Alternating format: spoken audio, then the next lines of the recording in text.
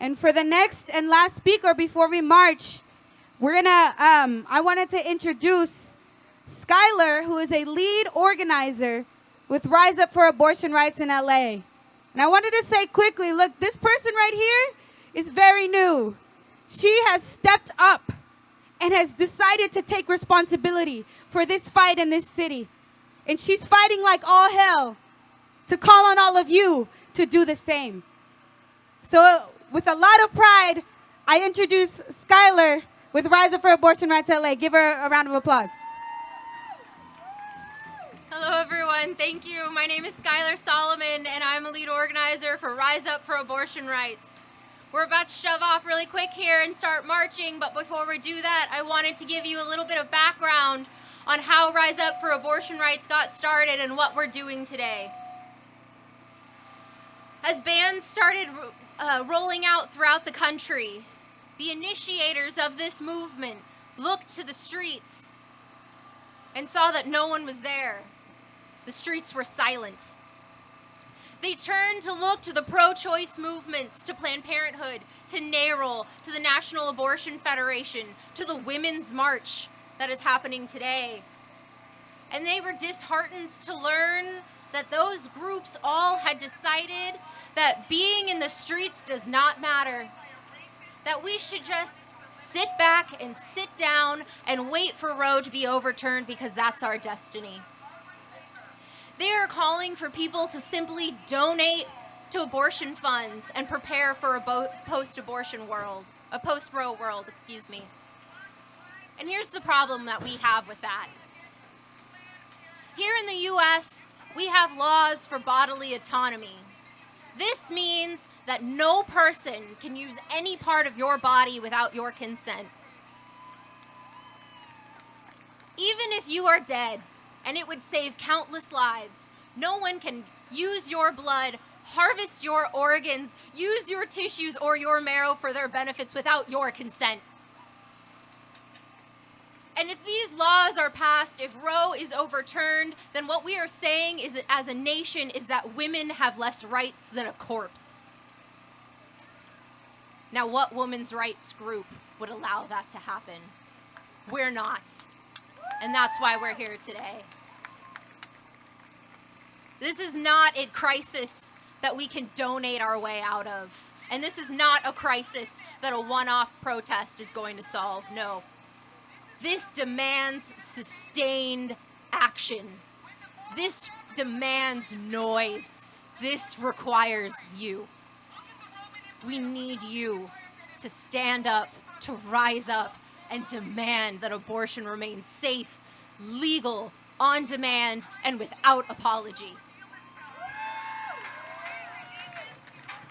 So what can we do, you may ask? What is the winning strategy, and how do we know for certain that this is the winning strategy? Well, we have a whole history and the present global crisis to look at to affirm that what we are doing is right.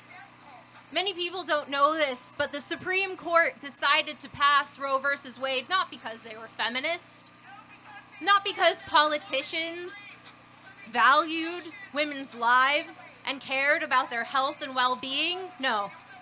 They passed because we had sustained movement in the streets. We had Planned Parenthood and NARAL and the National Abortion Federation and people like you in the streets screaming with righteous fury that we need this vital piece of health care. And we won. And we will win again. And again in 1989 and in 1997, when Roe was on the chopping block, these groups and people like yourself rose up again and demanded that they not deny women's humanity. And we preserved the right to abortion yet again. In Colombia, in Argentina, in Mexico, women got out into the streets. They had civil disobedience. They had conversations with their neighbors. They were educating the public. And they decriminalized abortion. And they won. As Luna mentioned, I am new to this movement. 2.5 weeks ago, I was sitting on my couch scrolling through Instagram, reading the news about all of the bans, and I was feeling angry. And I too looked to these groups to see what I could do to get involved. And they perpetuated a cycle of disempowerment that I was in. They did not give me an outlet to organize my community, to be involved with something like this, and to speak out and make my voice heard. And so I found Rise Up for Abortion Rights, and I volunteered. And I will continue to. I will continue to speak up, and I will be there on March 19th for a meeting that I hope you all are all at, and I will be there on April 9th when we take to the streets in even greater numbers again. In that moment when I was sitting on my couch feeling disempowered and feeling what could I possibly do, I remembered a quote that my beloved grandmother would always tell me. There are no small parts. There are only small actors.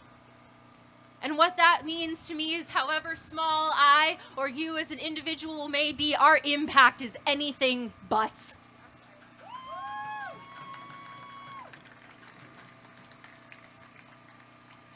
No action is too small, no voice too quiet to be heard. And when we come together, we are a force that cannot be ignored.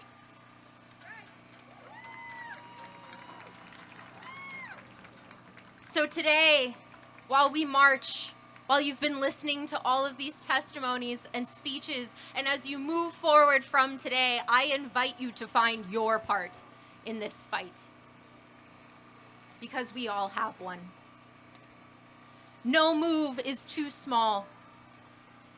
So I implore you, write those songs, create those art installations, have those conversations with your neighbors, with your church groups, with your student organizations, and demand that we all come out here again on March 9th, that we come to our meeting on March 19th, and we rise up.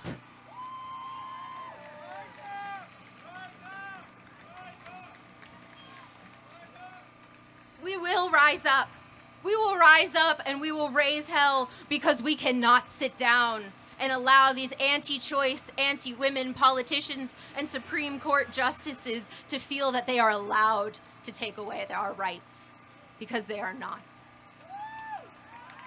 Thank you.